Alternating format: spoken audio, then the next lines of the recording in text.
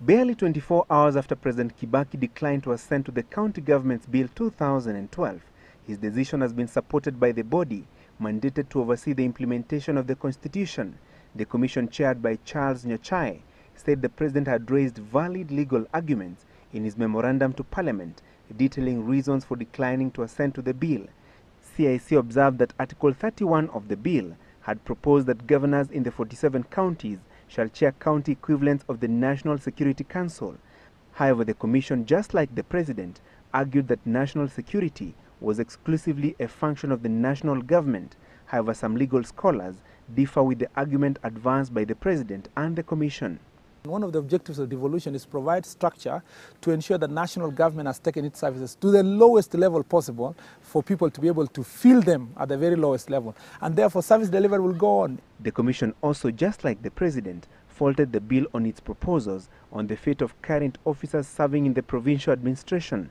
The bill in Article 54, 1 and 2 directs that chiefs, their assistants, district officers and district commissioners work under and report to the governors in their respective counties. The President had argued that the bill was taking away from the national government its constitutional mandate to restructure the provincial administration to accord with and reflect the devolved government, an argument upheld by CIC. Restructuring does not in any way imply scrapping or dissolving provincial administration.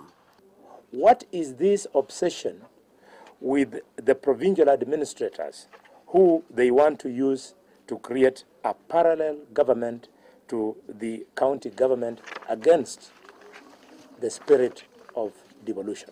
We jumped the gun, or we put the, what they say cart before the horse when we talk about restructuring provincial administration now, because there is a bill which is upcoming, which is called National Administration and Coordination Bill. At that stage is when now we'll talk about how do you put in place an administrative structure for national government, and how do you ensure that there will be no conflict between the county administration structure and the national government structure. Kibaki's decision to decline to assent to the county government's bill has triggered an uproar from a section of members of Parliament. There are elements within government who are misadvising the President, and these elements have not wholly absorbed the whole concept of devolution, and they want to continue maintaining a centralized system of administration.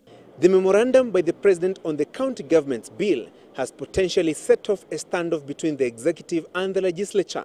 However, if 148 members of Parliament can gang up and overrule the President's memorandum, then that bill will pass into law in the same format it left the House last week. That's why there's nothing wrong with the President listening to us.